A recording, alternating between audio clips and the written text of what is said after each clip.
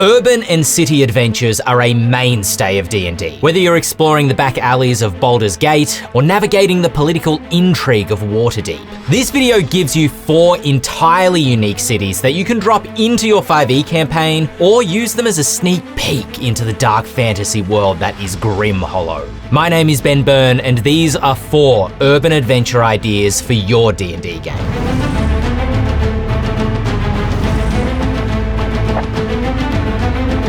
The tiered city of Stellenwald resembles a celestial staircase ascending the side of a mountain. Its great walls are carved from granite and marble, separating its districts. Stellenwald is breathtaking. It's a feat of architecture and engineering unrivaled in Etheirys, yet today its majesty is scorched and marred by industrialization. Great plumes of smog darken the sky above Stellenwald. Smokestacks belch fire and hammers ring out ceaselessly. The cobblestone streets are smeared with soot and mud. Workshops, warehouses, laboratories, and smithies operate in almost every district in Stellenwald, feeding the world's endless appetite for new weapons and inventions. Driven by the curiosity of gnomes, Stellenwald is the birthplace of black powder, steam engines, and electricity. Steam pipes vein the entire city, providing it with warmth. Chariots drawn by clockwork horses strut the cobblestone streets, and the City Watch patrol beneath gaslit lanterns,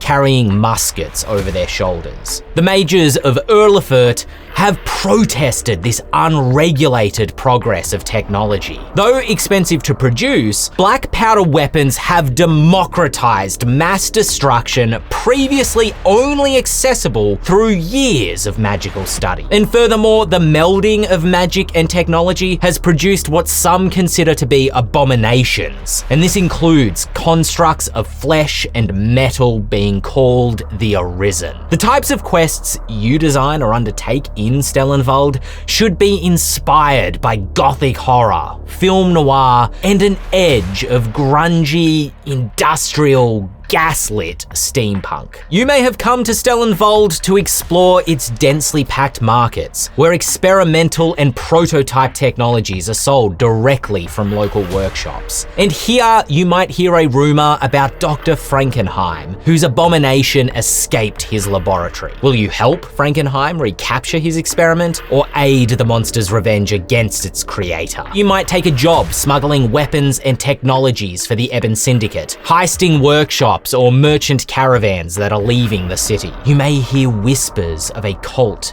building a massive engine beneath the city. Further investigation reveals these cultists believe they are constructing the heart of a new god, a dread machine, who will save Etheirys from its impending calamities. Before the Pact of the Sacred Land ended centuries of bloodshed between elves and humans, Tol Leomil was the only elven haven untouched by the fires of humanity. And now, Tol Leomil is known as the last free elven city. Concealed deep within the woods at the base of the Rockteeth Mountains, the city is kept safe by the Emerald Vale. Now Tol Leomil is known as the last free elven city. The elves of Tol Leomil are welcoming to their own kin, but extremely wary of folk from other species. Very few are permitted through the Vale to visit the city itself. The Emerald Vale encompasses the woods surrounding Tol Leomil, and the Order of the Emerald Vale is a fellowship of elven knights and rangers who patrol the forest. Outsiders who travel the Vale may be halted by elk-mounted knights, if you're lucky. Otherwise, the only warning you receive are the arrow-riddled bodies of previous interlopers. Tol Leomil itself is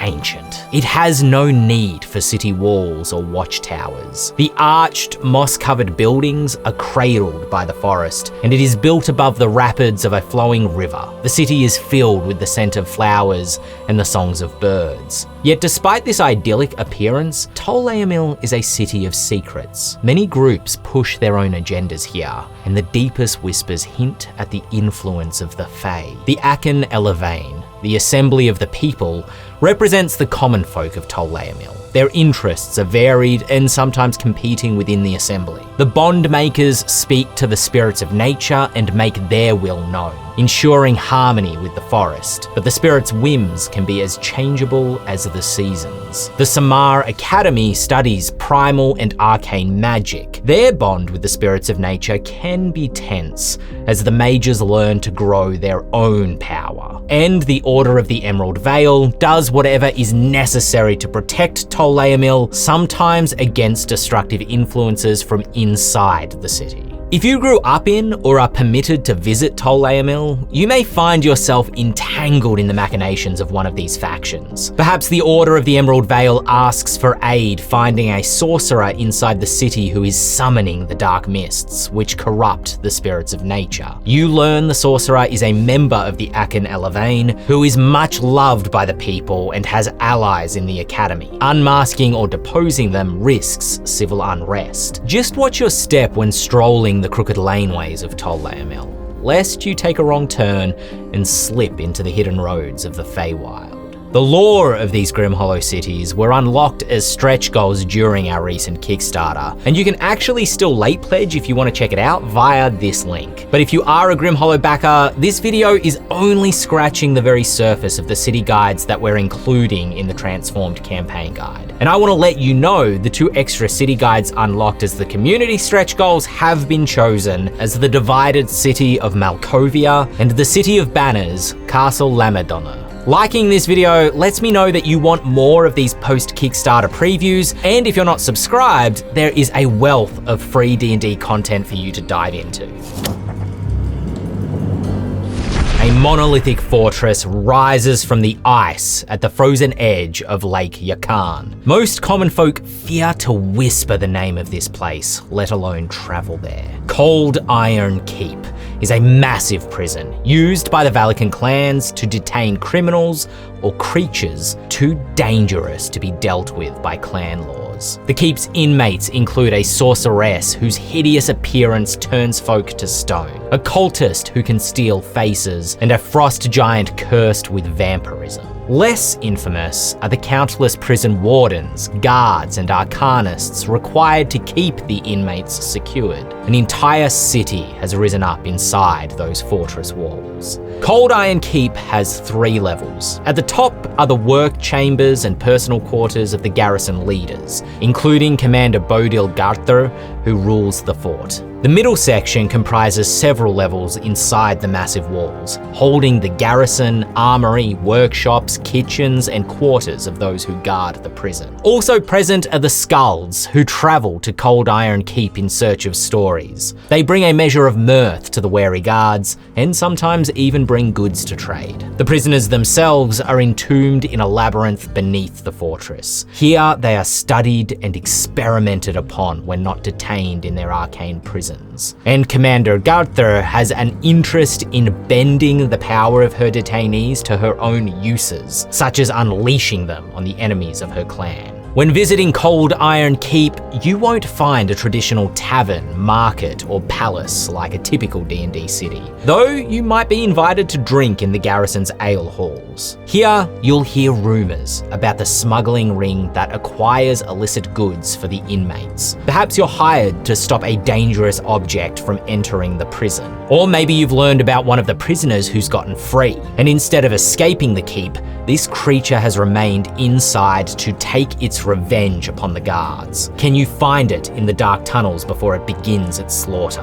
Or perhaps your quest is escorting new inmates to Cold Iron Keep, which acts as a hub to rest and replenish your supplies at the end of your long journey. There are interesting potions and magic items that you could purchase from the scholars of the keep. They produce these objects from the research conducted on the prisoners. Or you might even join one of these scholars during an experiment if you're inclined to craft your own magic items from whatever salvage can be dissected from an inmate. The sacred city of Ember Can was already a ruin by time humans discovered it. The Dragonborn whose ancestors built the city have no recollection of its downfall. They believed their gods had long abandoned them, leading to their civilization's ruin. And ready to accept a new faith, Embrekan was rebuilt to glorify the Arc-Seraphs. The city is built between 3 granite spires. These natural formations rise on the southern edge of a jagged mountain range called the Shattered Peaks. Each spire has been excavated to become its own monolithic structure, with Embrekan's public districts built in the river valley between them. Embrekan is quite unlike the wretched hives of villainies that are other D&D cities. Statues of the Arc-Seraphs adorn every district and witness every deed. Embrekan's authoritarian culture, guided by its faith, make it a difficult place for criminality to thrive. There's an ugliness to this city, masked by the virtue of religion. Even minor indiscretions can result in fervent punishments, and corpse-filled gibbets hang in the town squares, feeding the city's vultures. Those who wish to avoid the justice of Embrekan can pay to escape the city unseen, but the vigilant gaze of the Arcanist Inquisition is difficult to avoid. Fervent mage hunters, the Inquisition persecute anyone touched by magic, whether through study, birth, or misfortune. And we did a video about how to use them as antagonists right here. You may wish to visit the Arcanist Inquisition's headquarters here in Embrekan, the Cathedral of Embers, which is built upon one of the great spires. Beneath the cathedral is an endless network of tunnels and chambers for imprisoning heretical mages and dangerous monsters captured by the Inquisition. Perhaps you have come to rescue a prisoner brought to Embrekan from your distant home. Or maybe your adventure begins with a quest from the Inquisition. A cabal of mages operates within the city, terrorizing the common folk in their war against the faith. Can you capture these heretics and bring them to justice? Or have you come to Embrekan on a pilgrimage? Are you a Dragonborn wishing to see the birthplace of your people? Does the city hold some secret of your ancestors? Because beneath the seraph statues and religious iconography are the more ancient draconic carvings from before Embrekan